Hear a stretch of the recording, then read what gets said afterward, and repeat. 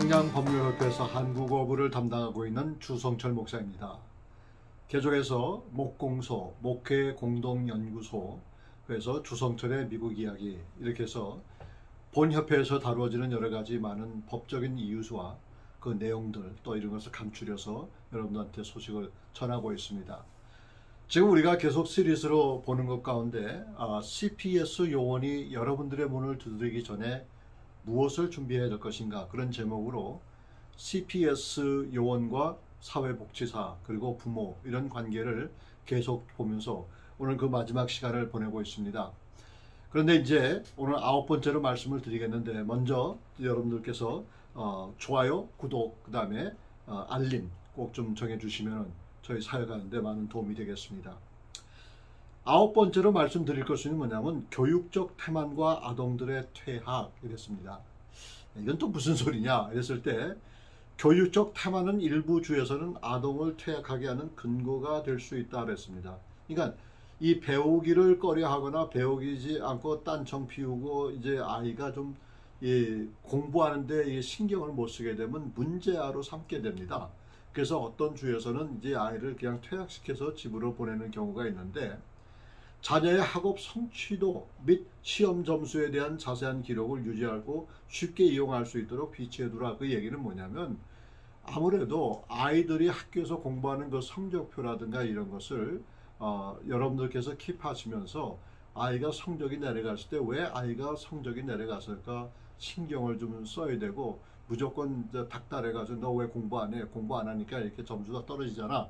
이런 식으로 하지 말고 그 아이가 무엇이 문제인지, 무엇 때문에 그런지 그거를 파악할 수 있도록, 왜냐하면 이것이 자칫 잘못하면 아동 학대로 돼 버립니다. 그래가지고 그런 경우에 자녀들의 학습도가 떨어질 때 여러분께서 신경을 쓰셔야 돼요.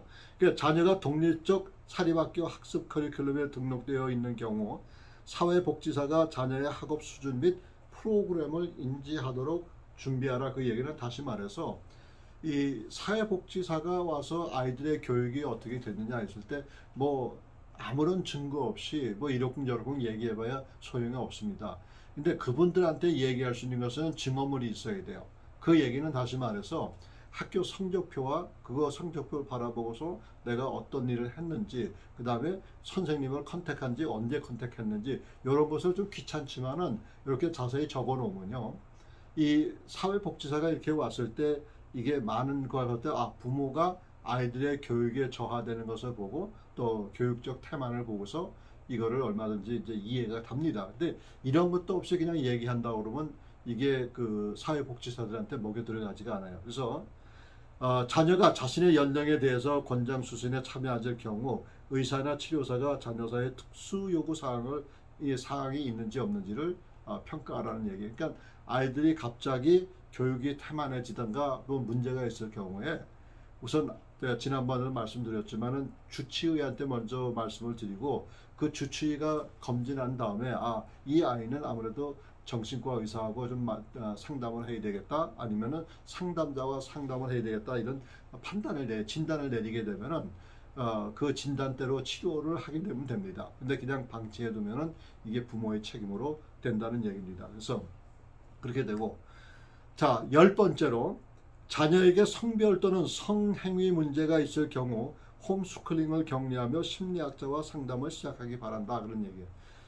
이 세상이 너무나 험악하다 보니까 이제 공립학교에서의 그 교육이 부모가 완전히 트러스트하는, 믿음이 있는 걸 신뢰하는 그런 교육이 아님을 우리는 이제 이미 익히 알고 있습니다. 그래서 캘리포니아주 같은 주에서는 CPS 요원을 자녀의 성적 취향이나 새로운 성 정체성을 명확하게 인정하지 않는 가족의 자녀를 데려갈 수 있다, 이렇게 얘기합니다. 이게 뭐냐면, 만약에 부모가 이제 쉽게 얘기해서 이렇게 설명해 드리면 돼요. 쉽게 해서 내가 보수적인 생각을 하고 있다고 그러면 아이를 빼앗아 갈 수 있다, 이런 얘기입니다. 빼앗아 간다는 게 아니라. 그러니까 이제 혹시라도, 왜냐하면 여기서 얘기했을 때 캘리포니아 정책서는 성 정체성에 대해서 계속해서 지금 말을 하고 있기 때문에 법적으로도 이렇게 하고, 그러니까 이제 성 분별하는 것, 예를 들면 남자 여자, 어머니 아버지, 할아버지 할머니, 여동생 남동생, 이게 가는 것 자체가 불법이라는 얘기예요. 그게 말도 안 되는 소리죠. 근데 이럴 경우에 이게 이제 CPS 요원이 이 이유를 가지고 자녀들을 데려갈 수가 있다는 얘기입니다. 그렇기 때문에 여러분들께서 우리 협회에 아주 여러분께서 꼭 기억해야 될 것은 뭐냐면 저희 협회 전화번호하고 연락처를 꼭 기억해 두시면은 결국은 이런 일이 벌어지면은 즉시 우리 협회에다 연락을 주시면 우리 변호사님들이 이 일을 여러분들을 위해서 무상으로 도와드립니다. 그래서 여러분께서 보시고요. 이런 상황에서 사회복지사가 인터뷰하기 전에 부모는 본 태평양 법률협회로 연락을 하기 바란다 이제겠어요. 그러면 이제 그 사회복지사들이 대개 전화를 먼저 걸어요. 대개 이제 불심으로 찾아오는 일은 없습니다. 또 불심으로 찾아왔다 하더라도 법원의 영장 없이는 마음대로 오픈할 수가 없어요. 오픈하지 않아도 됩니다. 그분들의 질문에 대답을 안 해도 돼요. 그러면 만약에 뭐라고 그러냐면 그러면 영장을 가져오라고 그럼 내가 대답하겠다고 이렇게 얘기하는 거예요. 근데 이분들의 방문을 피할 수는 없어요. 그렇기 때문에 이분들이 온다고 했을 때 그러면 나중에 시간을 좀 연장시키거나 그래가지고 그 다음에 저희 협회에다 전화를 하게 되면은 저희 협회에서는 뭘 먼저 해야 되고 안 해야 되고 이걸 준비할 것은 몇 가지가 있습니다. 그거를 자세하게 우리 변호사님들이 설명을 해 줄 것이에요. 그래서 먼저 그렇게 연락을 하시고 일부 사회복지사는 부모가 자녀의 성적 취향이나 성변경 결정에 전적으로 지지 않는다는 사실을 알면서도 정서적 학대를 주장하여 가족으로부터 분리시킬 수가 있다. 그러니까 이게 무슨 얘기냐면 자녀가 성전환을 하고 싶은데 부모가 반대하는 거예요. 그러니까 부모가 반대하면은 이 부모의 반대가 이게 이 아이에게는 정서적으로 학대라고 이렇게 이게 판단을 하는 거예요. 이게 말도 안 되는 소리입니다. 근데 법이 그렇게 돼버렸어요.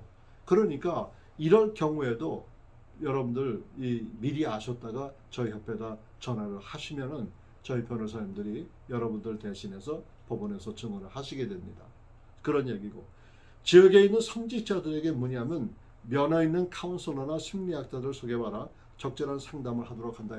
만약에 여러분들 가정에 자녀들 가운데 동성애자라든가 성전환자 이런 아이들의 취향이 있고 성분별에 대해서 자꾸 의문을 가지고 이런 것이 이제 소소하게 문제가 일어난다 그러면 우선 지역교회 목사님들과 전도사님한테 연락하시면 그분들이 알고 있는 전문가들이 있습니다. 그 전문가들이 그분들을 이제 소개해가지고 일찍부터 카운슬링을 받게 합니다. 그래서 카운슬링을 받게 하면은 결국은 이 카운슬링도 크리스천 카운슬링이 많기 때문에 얼마든지 아이를 안정시킬 수가 있겠습니다. 그래서 이런 일들, 자녀에게 성별 또는 성행위 문제가 있는 경우 홈스쿨을 격려하며 심리학자와 상담을 하기 바란다 이런 얘기는 그래서 이제 이 홈스쿨링이 요즘에 많이 늘어나고 있습니다. 모르긴 몰라도 이제 2022년도에는 캘리포니아 주에서만 해도 홈스쿨링으로 전환하는 그런 가정들이 엄청나게 일어난다는 그런 예상을 좀 하고 있습니다. 그래서 여러분들도 홈스쿨링에 대해서 좀 관심을 두시면 좋겠습니다.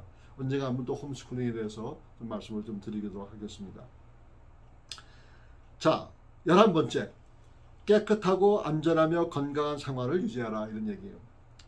특별히 영아가 있는 그 집안에는 우리는 이제 이미 알죠. 이런 내용을 알기 때문에 어린아이가 다칠까봐 모서리에다 이제 그 보호 대책을 갖다 쓰는데 꼭 우리 아이들이 다쳐서 이걸 방지하기 위해서 할 수도 있지만은 미국에서는 일단 이 영아들이 있는 가정에는 그런 샤프한 모서리가 있는 것을 먼저 봅니다. 그래서 집안에 이제 만약에 사회복지사가 다른 이유로 왔을 때 그 집에 한 3살, 4살짜리 아이가 있고 집안에 탁자들이 이렇게 모서리가 뾰족뾰족한 게 나왔다 그러면 그것까지 지적을 합니다. 그렇기 때문에 영아가 있는 집은 탁자나 모서리 등의 안전장치를 좀 해주시면 좋겠고 그 다음에 문제가 심각해지면 먼저 타주로 이주해서 해당 주의 부모 권리에 대한 법을 따르도록 한다 이게 무슨 말이냐면 만약에 캘리포니아에서 이제 그 부모의 권리가 이제 없어지잖아요 점점. 그러니까 없어지니까 네바다나 아니면 콜로라도나 이런 주로 잠깐 가셔가지고 거기에서 소송을 만약에 하게 되면은 거기 법안으로 되기 때문에 나중에 결판이 나도 캘리포니아 주에서 뭐라고 얘기 못합니다.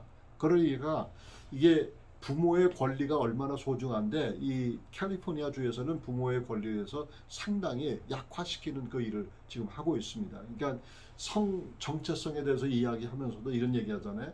할아버지 할머니 이렇게 얘기하는 것보다는 조부모, 그 다음에 어머니 아버지 얘기하는 것보다는 부모. 근데 이런 식으로 얘기하니까 이게 말이 안 되는 얘기죠. 그래서 그런 얘기가 있고, 마지막으로 제가 한 번 더 말씀드리면은 12번째입니다. 깨끗하고 안전하며 건강한 생활 환경을 유지하려는데, 이제 CPS 요원이나 사회복지사가 방문하게 되면, 아까도 말씀드렸지만 분명하게 제가 요 몇 가지를 설명드리는데, 첫 번째로 불시에 방문하면 영장을 요구하시기 바랍니다. 그 영장 없이는 아무런 대답도 그냥 상냥하게 아무런 대답도 하지 마시고 들어오지 못한다고 하시고 영장을 가져오라고 하는 것이 여러분들 꼭 기억하시기 바랍니다. 또 한 가지는 일단 전화를 받게 되잖아요. 이제 복지사한테 전화를 받게 되면은 당장 오겠다, 오늘이나 내일 오겠다 이렇게 했을 때에 좀 시간이 안 되니까 우리 다음 주로 아니면 며칠 뒤에 한 3, 4일 후에 만났으면 좋겠다 이렇게 얘기하면 얼마든지 이해가 됩니다. 근데 그 사이에 저희들에게 연락을 달라는 얘기예요. 왜냐하면 우리가 먼저 여러분들의 그 상황을 알고 우리가 좀 대처시킬 수 있는 그 방법을 소개하기 때문에. 그 다음에 소아과 주치의와 정신과 의사 혹시 해당된다면 그 진단서를 확정해서 준비하라는 얘기예요. 이 얘기는 다시 말해서 아까도 설명한 내용이에요. 어린아이에게 소아과 의사의 진단서를 이제 평소에 진단받은 거를 진료받은 그 내용들의 그 기록을 여러분들께서 소장하고 계셔야 됩니다. 그래서 누가 이제 사회복지사가 방문했을 때 우리 아이가 이렇게 자란 것을 그 서류를 보여주게 된다면 충분히 그분들이 이해가 합니다. 그래서 이게 가고 요거는 지금 거하고는 조금 다르지만은 이제 어머니들이나 아버님들이 이제 돌아가십니다. 할머니 할아버지가 돌아가시잖아요. 그런데 만약에 나중에 돌아가시기 전에 호스피스 케어를 받게 되시면은 어머니가 돌아가시거나 아버지가 돌아가셔도 큰 문제가 되지 않아요. 왜냐하면 호스피스 케이스를 하면서 일주일에 의사가 한 번씩 오고 간호사가 3번씩 오고 계속해서 모니터하기 때문에. 근데 이제 돌아가시기 전에 모니터링을 하지 않았을 경우에, 그래서 호스피스 케어를 안 했을 경우에 뭐가 생기냐면, 일단 부모님이 돌아가시면요, 그 경찰관들이 와서 질문을 하고 인터뷰를 하는데 정말 화가 나는 정도로 얘기해요. 쉽게 얘기해서 이런 얘기까지 합니다. 이게 실제로 있었던 얘기예요. 뭐냐면 네가 어머니 돌보기 싫어서 네가 죽였지, 이런 식으로 얘기한단 말이에요. 근데 그분들도 알아요. 그 질문하신 분들도 아는데 그게 아니라는 걸 아는데도 불구하고 한 4시간, 5시간 인터뷰할 때도 있습니다.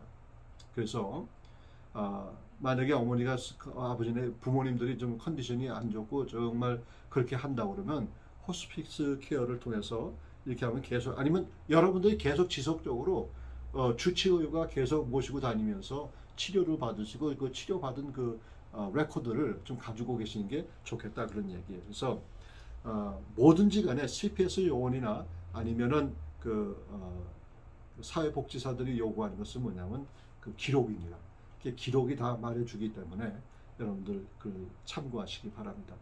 예, 사실상 이게 참 별것 아닌 거라고 생각하지만은 제가 이거를 특별 프로그램을 제작한 것은 뭐냐면, 지난 1년 반, 건 2년 가까이 우리가 서로 격리 생활을 하면서 그동안에 아무 일도 없었어야 되는데 그 가운데서 우리 한인 가정이 한 4, 5가정이 이 아동학대 문제 때문에 저한테 문의가 와가지고 저는 우리 변호사님, 담당 변호사님한테 소개한 일이 한 5건 정도가 되기 때문에 이것이 심각하게 일어나고 있다라고 얘기하고, 그 사건의 내용이 다양합니다.